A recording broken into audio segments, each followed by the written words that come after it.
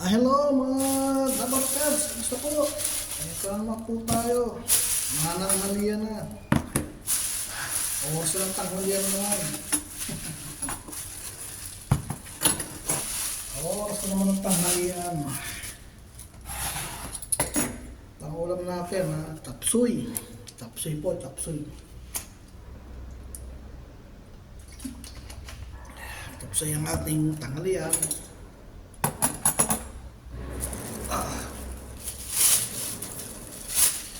Ay nako, buhay ng sa OFW sa ibang bansa sa Middle East. Yun, talaga ang buhay. Tiis-tiis lang.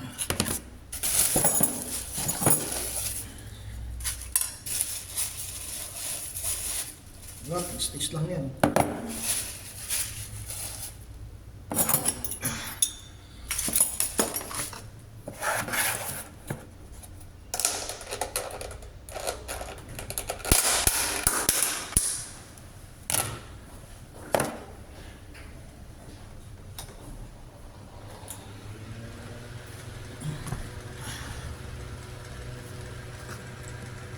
Kakain tayo. Tapos na. Ito, tapos yung ating bipirahin ngayon. Ito.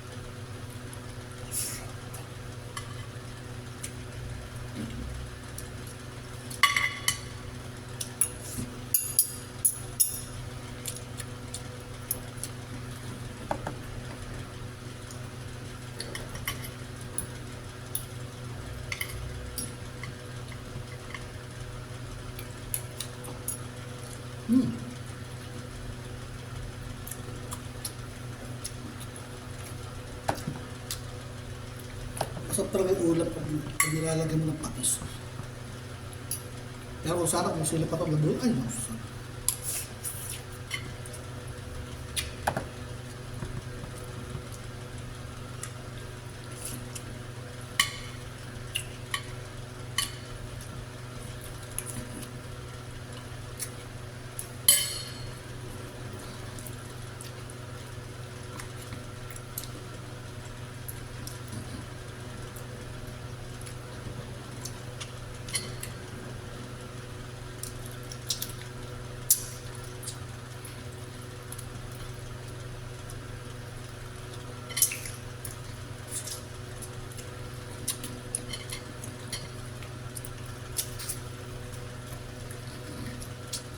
Kumain. Bumak na.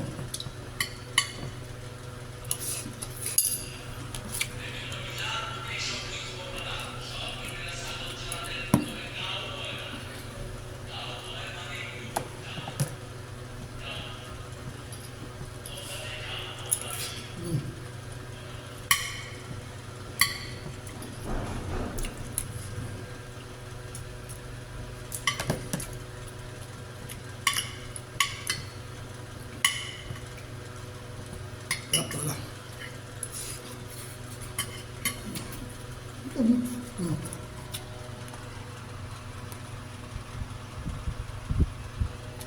Soy.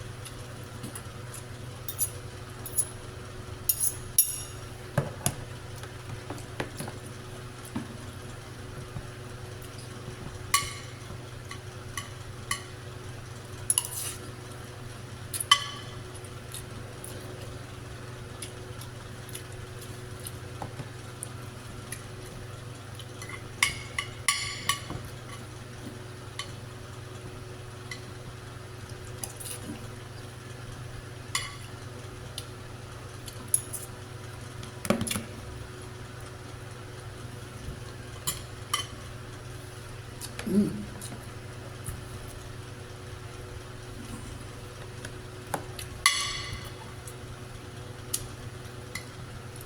Ano mga kabayan? Ako nagtataka ko sa Pilipinas, sa Coast Guard natin. Ang dami nang naibigay na barko ng mga Amerika, ng Japan.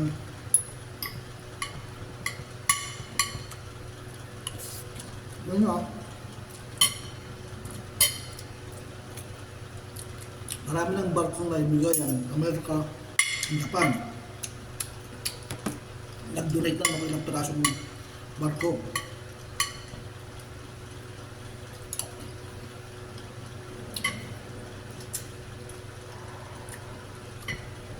Sa South Korea, nagbigay na ng mga barko.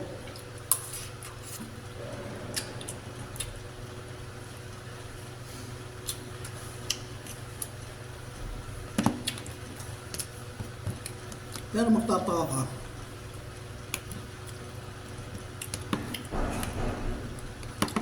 kayo dalawang barko lang ang ginagamit. Yung yung Teresa Magbanwa, Chorok Dipa, basta dalawa, tatlo lang.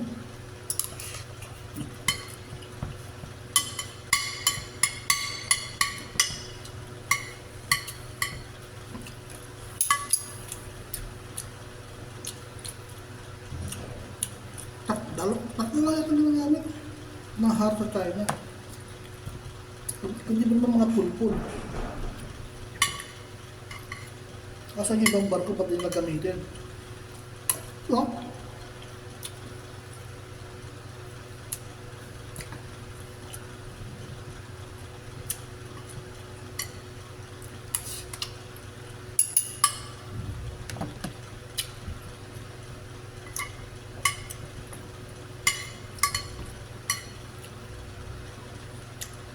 Pero kung dapat ilang barko ang ginagamit, kaya tinatawanan lang tayo ng China.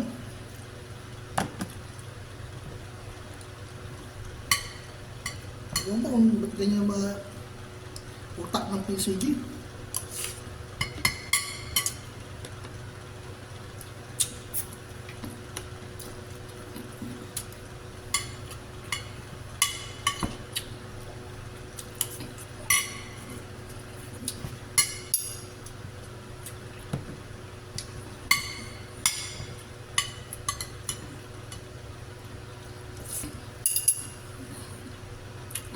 Kung mga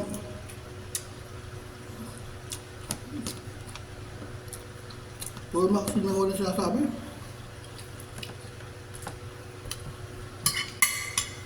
Sibakin yung tapos yung mga yun. No? Dalawa o tatlong barko lang natin ginagamit. Samantala ang dami nang naibigay ng Japan na Amerika.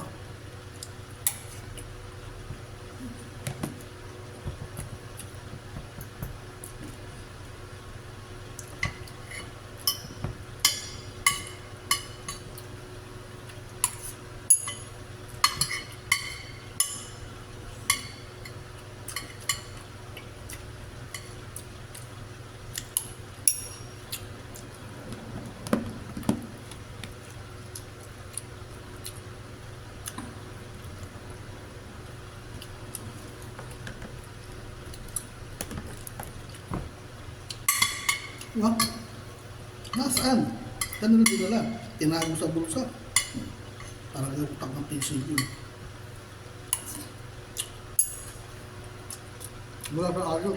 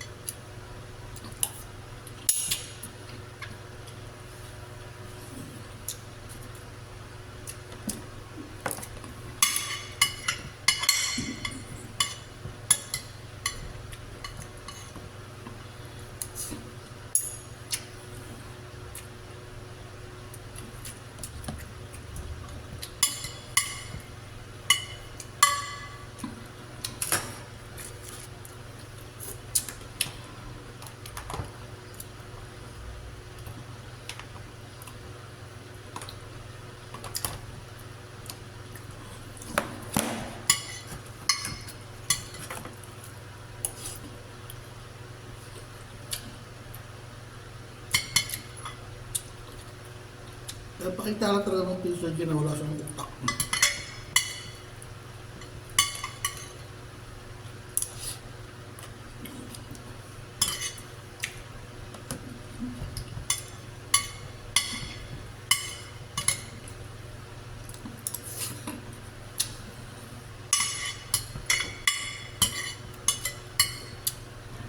Dahil na-apekto yung mga mangingisda natin.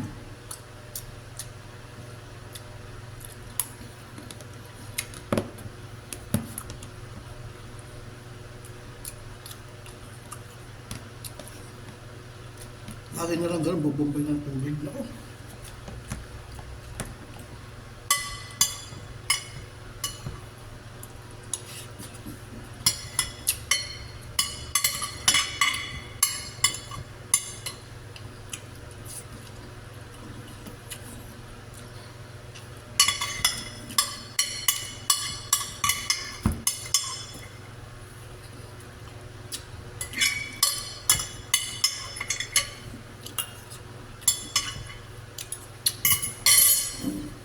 Kaya pala hindi inimbita ni Donald Trump si Bongbong Marcos sa pagpupo niya sa White House. Dahil Bongbong Marcos wala ng utak. Naluto na ng suking utak niya. Kasama yung asawa niya, Barubal. Na-addict.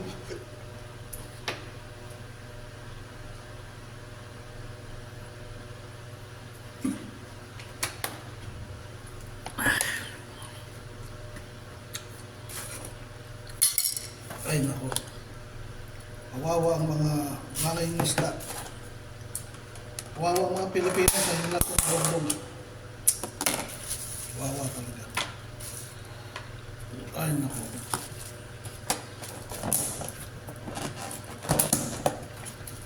Sa inila sa bongbong, kawawa ang mga Pilipino.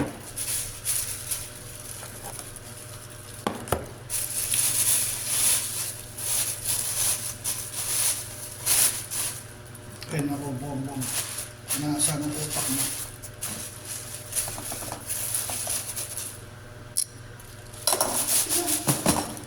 Tatlong barko lang gumagana, kaya kinagamit nila. Nasaan yung iba? Tapos yung mga kongresista natin, sobrang talino. Pagdating sa naawan, ang tatalino. Wala namang ginagawa sa kongres, hindi tumunganga, mag-cellphone, mag-selfie.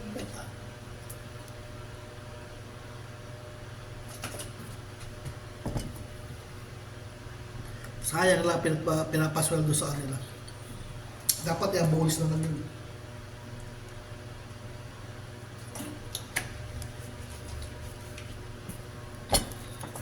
Sayang lang pinapasweldo sa kanila. Ng taong bayan. Kung yung mga pondo nila, dapat bawiin. Paganday na lang ang bawat. Paganday ng Cebu. Benicia ng Cebu. Ang Mindanao. Pagandahin. Para magkaroon pa ng maraming trabaho mga Pilipino. Biro mo, sa isang kongresista, ilang milyon ang binibigay na pondo niya. Pag pinagsama-sama mo yan, di malaking pera yan. Pagandahin mo buong Metro Manila. Mga kalsada. Mga kuray. Sa Mindanao, sa Cebu, Benicia ng buong Cebu. Pagandahin. Pero makakuha ng maraming investor. Tapos ang Mindanao.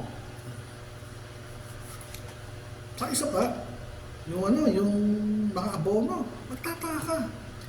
Sa Thailand, sa Vietnam, hindi tumataas ang presyo ng bigas nila. Stable sa presyo. Pero ba't sa Pilipinas, ang pagkamahal-mahal? Kasabi nila, taas-taas ng abono. Sumangka tayo ng bigas. Kung umangka tayo ng bigas, ito na nga, umangka tayo ng bigas sa Thailand, sa Vietnam, Pero bakit ang presyo ng diesel stable lang? Ibig sabihin, sa kanila hindi tumataas ang abono. Mindset.